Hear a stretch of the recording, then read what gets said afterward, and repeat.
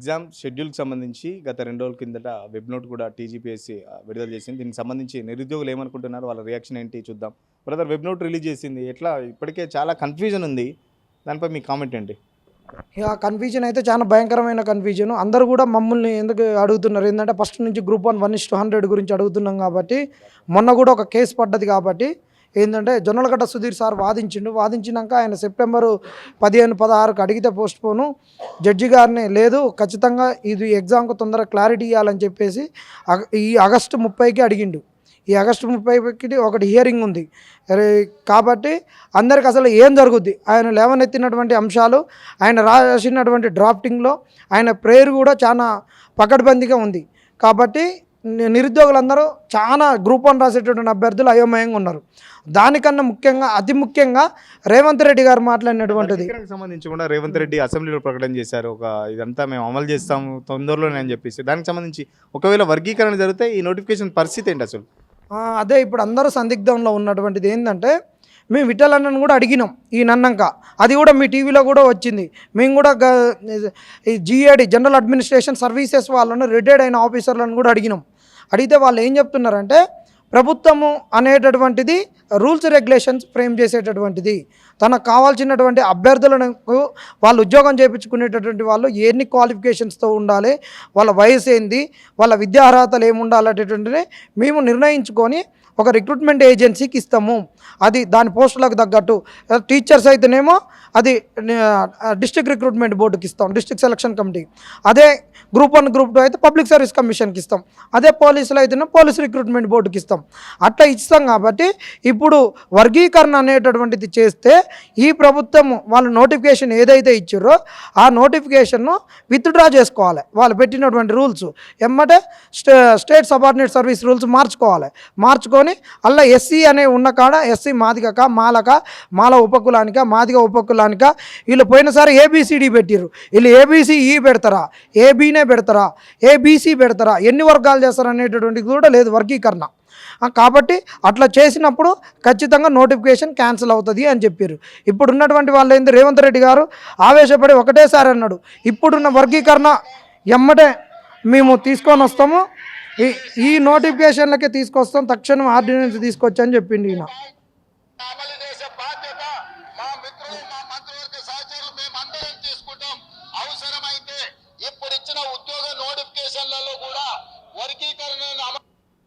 ఇది అవసరమైతే ఇప్పుడు ఉన్నటువంటి నోటిఫికేషన్లకు కూడా వర్గీకరణను అమలు చేస్తున్నాడు.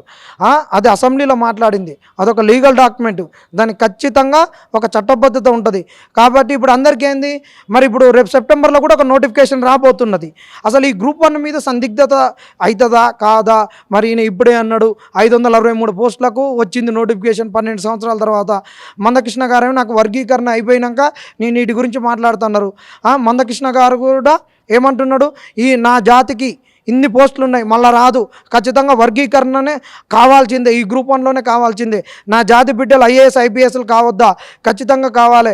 రేవంత్ రెడ్డి అసెంబ్లీలో మాట ఇచ్చిండు, మరి కాబట్టి రేవంత్ రెడ్డి మాట మీద నిలబడాలని గౌరవ మందకృష్ణ గారు అంటున్నారు. అన్ని సౌత్ రాష్ట్రాలలో ఉన్న అన్ని ముఖ్యమంత్రులను కూడా కలుస్తున్నారు. మరి ఇది చేస్తాడా చేయడా, చేస్తే మరి ఎగ్జామ్ పోస్ట్పోన్ అవుతుందా, ఎగ్జామ్ అయితే క్యాన్సిల్ అవుతుంది, కొత్తది రాయాలి 4.4. మరి దీనిపైన తేల్చాల్సిన అవసరం ఎంతైనా ఉంది. ఇలాంటి సందిగ్ధత ఉన్నప్పుడు మళ్ళీ ఒక్క టీజీపీఎస్సీ గతంలో ఏమి ఇచ్చిర్రు, 2:30 నుంచి 5:30 వరకు ఉంటే 2 గంటల నుండి 5ంటికి ఎగ్జామ్ అని ఇచ్చిండు. నిన్ననేమో ఉన్నటువంటి మా ఎగ్జామ్స్కి అన్నిటికి కూడా ఒక పేపర్లు ఎట్లా ఉంటాయని ఓఎంఆర్లు అవన్నీ కూడా వాటికి కూడా పెట్టిండు. ఒక్క నుంచి ప్రభుత్వం అట్ట అంటది, ఒక్క నుంచి ఎగ్జామ్ ఉంటుంది అంటది ఈ ప్రభుత్వం. మరి ఈ ఇన్ని సందిగ్ధతలు ఏంటో మాకు అర్థం కానటువంటిది. నిరుద్యోగులు అందరూ కూడా చాలా సందిగ్ధంగా ఉన్నారు. ఇవి ఇట్లా ఇచ్చిర్రు అనమాట. మొత్తం కూడా ఈ అన్నిటికీ ఎగ్జామ్లకు ఓఎంఆర్ షీట్లు ఇచ్చిర్రు. ఇంత సందిగ్ధత ఎందుకు, ఒక క్లారిటీ ఇవ్వండి. మేమేదో నోటిఫికేషన్ రద్దు కావాలనో, లేకుంటే వర్గీకరణను ఇప్పుడే ఇంప్లిమెంట్ చేయాలనో, వర్గీకరణ కాకుంటే ప్రభుత్వాన్ని కూల్చుతామనే కాదు, ఒక సందిగ్ధతను, ఒక ఆలోచన లేకుండా న్యాయ నిపుణులతో కలవకుండా ఆ జడ్జిమెంట్ వచ్చినప్పుడు అసెంబ్లీ నడుస్తుంది. ఈయన కోళ్ళని చెప్పిరో చెప్పలేదో తెలియదు, ఏం తెలియదు, వచ్చిందనగానే ఉరికొచ్చిండు చెప్పిండు, దన్నాదన్నని చెప్పిండు. మరి చెప్పిన మాట ప్రకారం కట్టుబడి ఉంటే నిరుద్యోగులకు ఒక సందిగ్ధత పోతుంది. ఒకవేళ నేను మాట తప్పిందని చెప్పిన ఒక సందిగ్ధత. చెప్పినట్టు వర్గీకరణకు సంబంధించి అంశాలన్నీ ఒకవేళ పరిగణన తీసుకుంటే ఈ నోటిఫికేషన్ రద్దయి మళ్ళీ నెక్స్ట్ నోటిఫికేషన్, ఈ ప్రాసెస్ అంతా ఎన్ని రోజులు పట్టే అవకాశం ఉంది? ఖచ్చితంగా అసలు ఈ నోటిఫికేషన్ రద్దు అయితే మళ్ళీ 6-7 నెలలు పట్టాల్సిందే. ఎగ్జామ్కి 3 నెలలు టైం కావాల్సిందే, ప్రిలిమ్స్కు మళ్ళీ మెయిన్స్కి ఒక 3 నెలలు టైం పట్టాల్సిందే. మళ్ళీ ఇంకొక 6-7 నెలల సమయం పడుతుంది. దయచేసి చెప్తున్నాం, ఇది అయోమయం, గందరగోళము. ఇక చూసేటోళ్ళు కూడా కొందరు కాంగ్రెస్ వాళ్ళు ఉంటారు, ఫేక్ అకౌంట్లు పెట్టేసి గుజరాతీ, జార్ఖండ్, ఛత్తీస్గఢ్, నార్త్ వాళ్ళ అందరి పెట్టేసి యూపీ వాళ్ళ మరీ ముఖ్యంగా ఆ పేర్లు కూడా గందరగోళంగా ఉంటాయి. దాని కింద ఉండి వాళ్ళే కామెంట్లు రాపిస్తారు. నిజమైన నిరుద్యోగులకు మేము క్లారిటీ ఇస్తున్నాం, వాళ్ళకు కూడా తెలుసు. చాలామంది అయోమయానికి ఉన్నారు.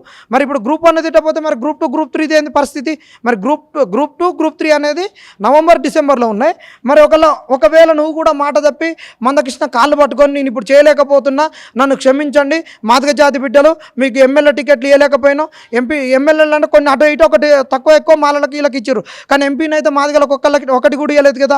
మరి మాదిగలకు ఎంపీలలో మేము అన్యాయం చేసినామని చెప్పేసి మరి ఇప్పుడు కూడా మీకు గ్రూప్ 1లో కూడా అన్యాయం చేస్తున్నామని మరి ఆ జాతికి మరి మీరు క్షమాపణ కోరి మరి వచ్చే నోటిఫికేషన్లలో ఇస్తారా? సెప్టెంబర్లోనే ఉంది ఇంకో నోటిఫికేషన్ మీరు ఇచ్చిన జాబ్ క్యాలెండర్ ప్రకారం.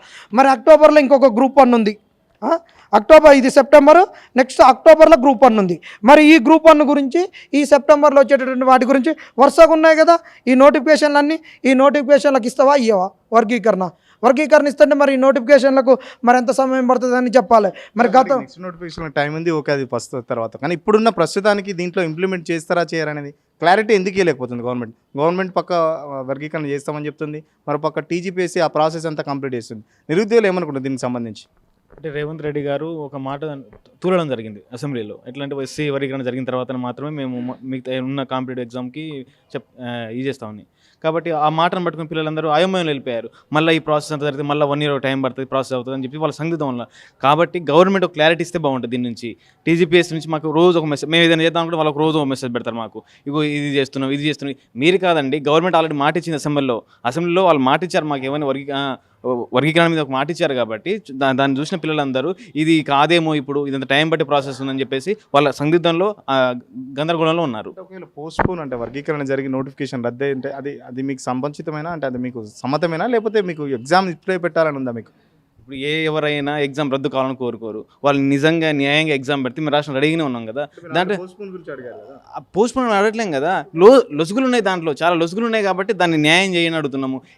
ఏ అభ్యర్థి అయినా సరే నిజంగా ప్రిపేర్ అయ్యాడు, ఇది రద్దు కావాలని ఎవరు కోరుకోరు. కాబట్టి మీ దాంట్లో తప్పుల తడకలు ఉన్నాయి, కాబట్టి మీరు సరిదిద్దుకోవాలి. మేము మనుషులను అడిగాము, ఎందుకంటే మేము నష్టపోయాం కాబట్టి అడుగుతున్నాం. జియో 55 రద్దు చేసి జియో 29 ఎవరు తీశారు? కొంతమంది పిల్లల వల్ల, కొంతమంది బీసీడీ వాళ్ళు అడగడం వల్లనే మీరు తీసుకొచ్చారు. ఇది బీసీడీ బీసీ వాళ్ళు అడగడం వల్ల మేము నష్టపోయాం. ఇక్కడ ఎస్సీ ఎస్టీ పిల్లలందరూ నష్టపోయాం కదా. మాకు కూడా రాజ్యాంగం అన్ని హక్కులు కల్పించింది కదా. మరి మాకు ఇవ్వడానికి మీకు నొప్పి? రాజ్యాంగం ఇచ్చినప్పుడు మీకే నొప్పి? నాకు అర్థం కావట్లేదు. రాజ్యాంగం మా హక్కులు ఇచ్చినప్పుడు మీకు ఇవ్వడానికి ఏం నొప్పి అంటున్నాం? అంటే ఇప్పుడు మీ డిమాండ్ ఏంటి? ఈ నోటిఫికేషన్ సంబంధించి వర్గీకరణ చేయమంటున్నారా, లేకపోతే నెక్స్ట్ నోటిఫికేషన్ వర్గీకరణ చేసి యాజ్టీస్గా ఈ ఎగ్జామ్స్ పెట్టమని మీ డిమాండ్? వర్గీకరణ చేసిన తర్వాతే మాకు ఈ ఎగ్జామ్స్ పెట్టాలి. వర్గీకరణ అవ్వాలి. ఎందుకంటే వాళ్ళు మాట ఇవ్వడం జరుగుతుంది కదా. ప్రతిదీ వాళ్ళు ఆ రోజు హడావుడిగా సుప్రీంకోర్టు చెప్పగానే వీళ్ళు అసెంబ్లీలో బల్లలు గుద్దారు కదా.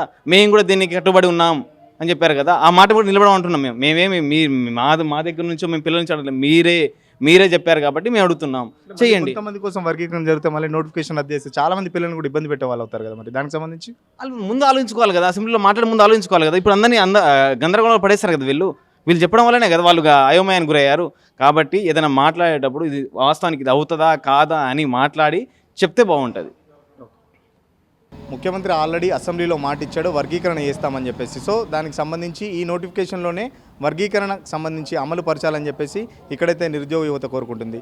నెక్స్ట్ వర్గీకరణ సంబంధించి నెక్స్ట్ నోటిఫికేషన్లో ఇస్తారో ఎవరో మాకు తెలియదు. ఆల్రెడీ నువ్వు మాట ఇచ్చావు అసెంబ్లీలో, మీరు నిండు సభలో మాట ఇచ్చారు కాబట్టి దానికి సంబంధించి కార్యాచరణ వెంటనే పూర్తి చేయాలి. మరోపక్క మీ కార్యాచరణ మీరు ప్రకటనలో పక్క ప్లస్ టీజీపీఎస్సీ వాళ్ళ కార్యాచరణ కూడా చాలా వేగంగా చేస్తుంది. సో గవర్నమెంట్ ఇచ్చేదానికి క్లారిటీ లేకుండా పోతుంది. నిరుద్యోగులు చాలా కన్ఫ్యూజన్లో ఉన్నారు. ఇప్పటికైనా రేవంత్ రెడ్డి ప్రకటన టీజీపీఎస్సీ అమలు చేయాలని చెప్పేసి నిరుద్యోగ యువత కోరుకుంటుంది. కెమెరా పర్సన్ మహేష్తో సురేష్, సిగ్నల్ టీవీ, అశోక్ నగర్ నుంచి.